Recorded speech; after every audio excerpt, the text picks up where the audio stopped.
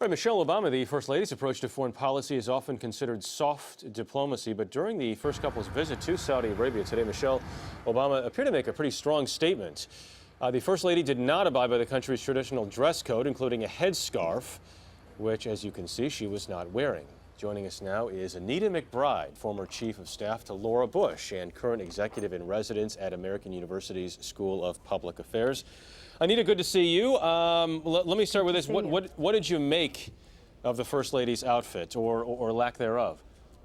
Well, I think to address the point that you made about the headscarf, it really is not required for Western women to wear a headscarf when they are in a country, Muslim country. They could do it certainly as a sign of respect, but it's not a requirement. So I did not make anything of that particular. And having traveled to Saudi Arabia several times myself and with Mrs. Bush, the only time she put a headscarf on is when it was given to her as a gift by a group of breast cancer survivors who made it for her. Oh, I see. Because I know, our correspondents, generally speaking, do, and I seem to remember Mrs. Bush putting a headscarf on at times. How much thought goes into these things? A lot of thought, and that's an important question. There's a lot of thought that goes into packing for a foreign trip. The wardrobe memo was a key, part of our planning, because you are sensitive to the culture that you're going to the climate that you're going to, and to what some of the norms are. And I think, part of this, and going to a country like Saudi Arabia, which we know is more restrictive, but there have been attempts for a slight bit of modernization. I mean, she wore loose-fitting clothes, and but she was covered.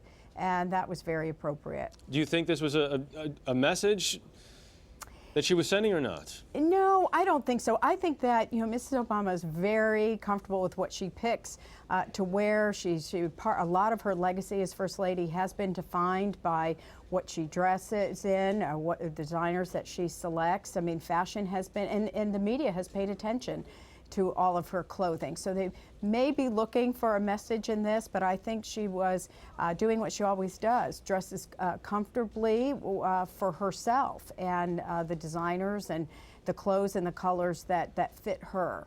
And also in this case, going to a country like Saudi Arabia and being appropriately covered. I think she did that well. When it comes to some of these questions and the debate that goes on behind the scenes, what are the trickiest places to visit?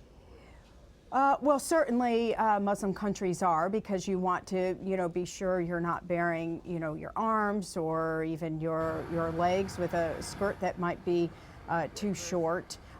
Going into holy places such as mosques, you would wear a headscarf there and take off your shoes. That's absolutely appropriate.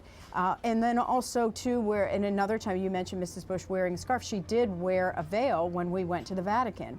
And that is appropriate there as well. So I think those are two places. So again, it's the cultural norms, holy places. You're very conscious of them. Anita McBride joining us from our Washington bureau tonight. Anita, thank you very much for your time. Appreciate it. You're very welcome. Thank you, Jeff.